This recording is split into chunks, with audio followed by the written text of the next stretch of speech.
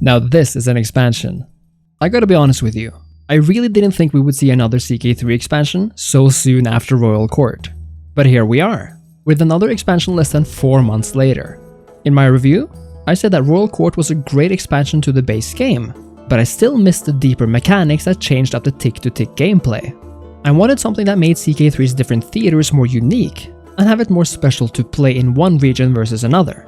And believe it or not, Fate of Iberia does exactly that, and is, honestly, the most exciting piece of DLC Paradox has released in a long time, and not just for the contents of what's here, but more precisely, what it might mean for the future of CK3 content.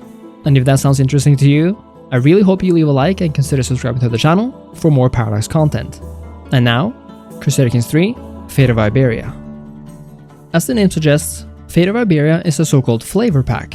Contrary to a full expansion like Royal Court, which gives new mechanics to every faction in the game, a flavor pack aims to revolutionize the experience for a particular region or set of factions. The very first expansion for CK3 was in fact a flavor pack for the Norse Viking factions, and I love that. But seeing how Fate of Iberia turned out, I really wish that this was the first expansion, which could have rubbed off on every other. And that should give you some idea of how just great this DLC actually is. Fate of Iberia focuses on Iberia, duh, and all the fun stuff going on there.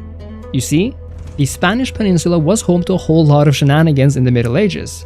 After the Muslim invasion into Europe was halted by the Franks, a relative stalemate developed in Iberia, where a Christian reconquest began, and an uneasy situation of peace and war would last for the better part of 700 years, until the very last Muslim stronghold of Granada fell to the Reconquista.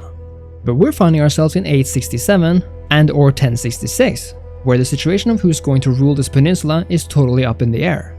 We're talking 3 or 4 small Christian states, ranging from Galicia to Asturias and good old Navarra.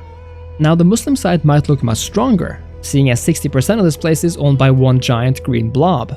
But after a few odd years, that old classic inheritance kicks in when a beloved ruler dies, and everything is torn to pieces, and the empire crashing infighting begins. This is one of the coolest parts about this region and time period, because it's not just Christians versus Muslims here. Here there's balances of power, backroom alliances, and uneasy truces made, only so you can go to war against that other guy while they're down. Perhaps more than any other region, Spain is completely up for grabs by different religions, cultures, and kingdoms, which is why this DLC was so needed. And luckily, Fate of Iberia makes this sort of epic struggle so fascinating to take part in, exactly because of this new struggle mechanic. The struggle mechanic is the bread and butter of this expansion, as it makes Iberia a unique zone, a so-called struggle zone, where events and features occur, and where decisions are made possible, which anywhere else would be very impossible. And this is how it works. And it begins, to my great pleasure, with the new icon down in the right corner. I love these unique windows more than anything, because I just know there's so much flavor to be had here. Anyway, whether you begin in 867 or 1066, every struggle goes through various phases, and every phase provides their own unique bonuses and negatives depending on your playstyle. Every game begins with an opportunity phase, a phase where peaceful and aggressive actions count towards the respective phase. So what does this mean? Well, in a struggle like this, virtually every action taken which involves another involved character has an effect on the phase. Going to war with another Iberian character, for example, will tilt the scales in favor of a future hostility phase, which is based on war and conflict between the religions and cultures. Creating truces will do the opposite, tilting the scale in favor of the conciliation phase. Either of these two though can have you enter a compromise phase, until it all turns back around to the phase of opportunity, and when it all circles back to the question of hostility versus conciliation. Only during this opportunity phase do you have a choice of 2 phases, so if you have a particular long-term goal in mind, then this is the phase to take action. Action is taken by taking a look at the catalysts, which will tell you which actions serve the various interests. There are a number of these, related to everything from war, scheming, claiming, building, and diplomacy, either between religions or within them. And while it's always fun to wage war, I seriously am not joking when I'm saying that my favorite thing to do in this new expansion is to conduct interfaith marriages. And that's right, Iberia is now the most multiculturally exciting place to play, as we not only have a new faith in the exciting Christian, Muslim, Mozarabic faith, but Christians and Muslims can now marry each other, which is not possible to characters anywhere else. And not only that, but the various phases allows for new diplomatic options, such as inviting particular characters to feasts and hunts, signing preemptive truces with them in cordial agreements, carry out interfaith alliances, join a neighbor's war in exchange for gold, and even destabilize their realms by spending money. There's even characters from outside of Iberia that can intervene as long as they have land in the region, which means that the conflict can reach beyond the original players. I really cannot tell you how much this means to me personally, as I've so often in this game felt like that extra sense of role-playing was lacking. But just being able to create a multicultural, multi-faith dynasty, navigating the various kingdoms of this land, while making war and truces with Christians and Muslims alike, lends a whole nother layer to the CK3 experience, and is exactly the kind of expansion pack I've been waiting for. The Iberian struggle does have an ending though. Actually, it has 3, ranging from your personal dominance, to a status quo, to a detente.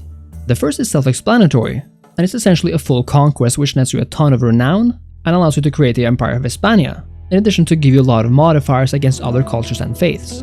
Status quo is quite weird, as it will make many smaller and larger Iberian factions de jure in their place, and it will promote a kind of peace between them in a system meant to keep Iberia divided. Now, detente is perhaps my favorite alongside domination, as it makes the Iberian cultures more friendly towards each other, permanently allowing interfaith marriages, and this is the big one, allows Iberian cultures to come to each other's aid in defensive wars against outsiders. I love the concept of detente, but all of these ending decisions lend so much role-playing opportunities to any Iberian culture to make for a truly fun campaign.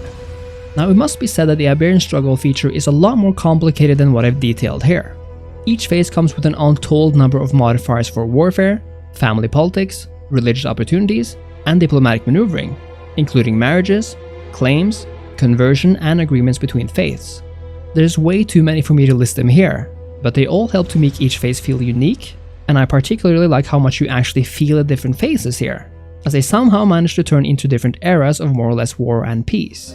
There's even a whole new game of chess mechanic here, where you can challenge and be challenged by others to a game of chess, sometimes for prestige, and sometimes even for land. I will say that the chess mechanic does need some more work though, as it right now seems too predictable, but it's a very cool idea which definitely could be expanded upon in the future. There's even unique Dynasty legacies here, which further aids in the fun of playing tall, which I absolutely love doing.